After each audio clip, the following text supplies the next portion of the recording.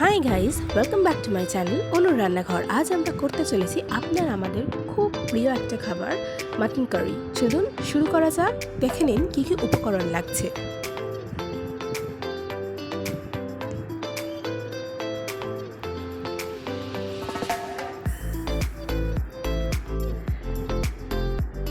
প্রথমেই গ্যাসে কড়া বসিয়ে তার মধ্যে সর্ষের তেল দিয়ে দিতে হবে।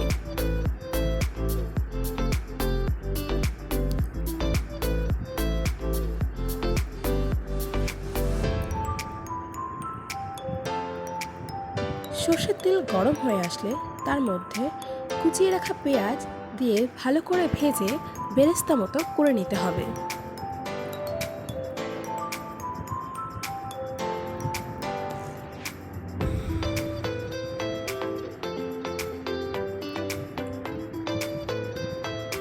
বেরেস্তা হয়ে গেলে ভালো করে পেঁয়াজগুলোকে তুলে নিতে হবে।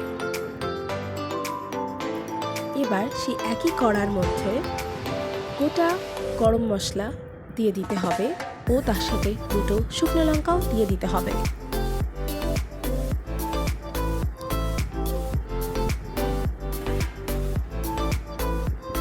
সবকিছু দেওয়া হয়ে গেলে আদা, রসুন, কাঁচা লঙ্কা বাটা ও পেঁয়াজ বাটা দিয়ে তৈরি করে রাখা একটা পেস্ট একসঙ্গে কড়ার মধ্যে দিয়ে দিতে হবে ও ভালো করে ভেজে নিতে হবে।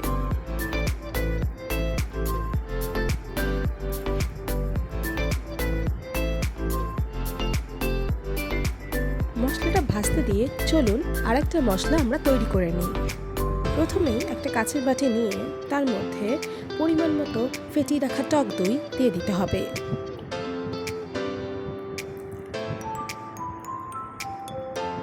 তারপর একে একে শুকনো লঙ্কা গুঁড়ো দিয়ে দিতে হবে,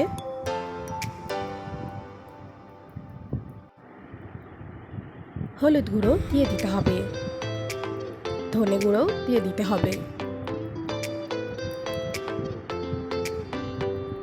তারপর অল্প পরিমাণ গরম মশলা গুঁড়ো দিয়ে দিতে হবে। সব শেষে এভারেস্টের মিট মশলা আমি এখানে ব্যবহার করেছি।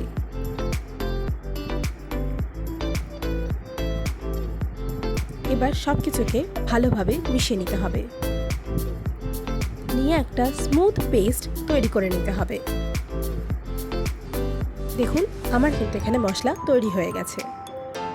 এবার কড়ার মধ্যে আগে থেকে আদা রসুনের যে পেস্টটা দেওয়া ছিল সেটা ভাজা হয়ে গেলে তৈরি করে রাখা এই মশলার পেস্ট ওপর থেকে ছড়িয়ে দিতে হবে ও সব কিছুকে একবার ভালোভাবে মিশিয়ে নিতে হবে।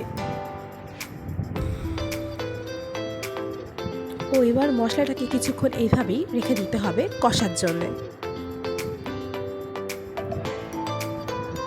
দেখুন মশলাটা থেকে কি সুন্দরভাবে তেল বেরিয়েছে। এবার আমরা মশলাটার মধ্যে পরিমাণ মতো নুন ও চিনি দিয়ে দেব।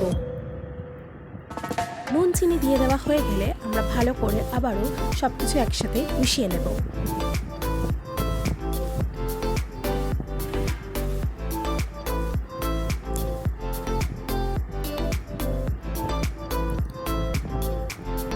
এইবার মশলা ধোয়া বাটির জল আমরা কড়াতে দিয়ে দেব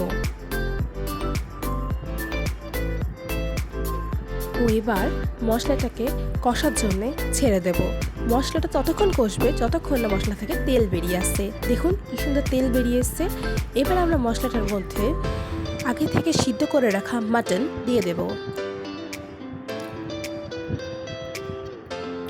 মাটনটা দিয়ে সব কিছুকে আবারও একবার ভালোভাবে মিশিয়ে নেব।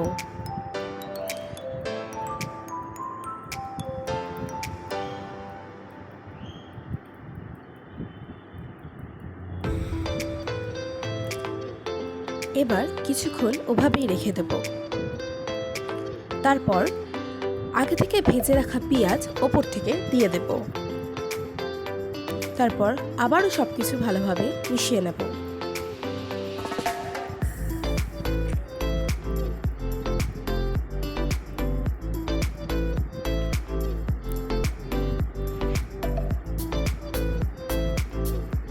তারপর মাংসের গায়ের থেকে তেল বেরিয়ে আসলে আগে থেকে ভেজে রাখা আলুগুলো এবার আমরা একে একে দিয়ে দেব। ও আবারও সব কিছু খুব ভালোভাবে মিশিয়ে নেব।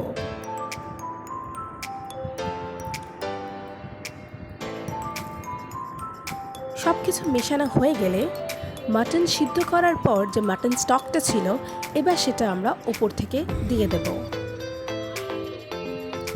ও আবারও সব কিছু একসাথে ভালো করে মিশিয়ে এবার আমরা কিছুক্ষণের জন্য ওইভাবেই রেখে দেব মাটন ও আলুটা ভালো করে সিদ্ধ হয়ে আসার জন্য ও ঝোলটা ফুটে আসার জন্য। ঝোল আর মাটনটা এভাবে ফুটে আসলে এবার গরম গরম সার্ভ করুন আপনার আমার সকলের প্রিয় মাটন কারি। রান্নাটি পছন্দ হলে বাড়িতে একবার রান্না করার অনুরোধ রইল। চ্যানেলে নতুন হলে please do like, share, comment and subscribe. ধন্যবাদ। আবারও দেখা হবে একটা নতুন ভিডিও নিয়ে। ততক্ষণের জন্য ভালো থাকবেন।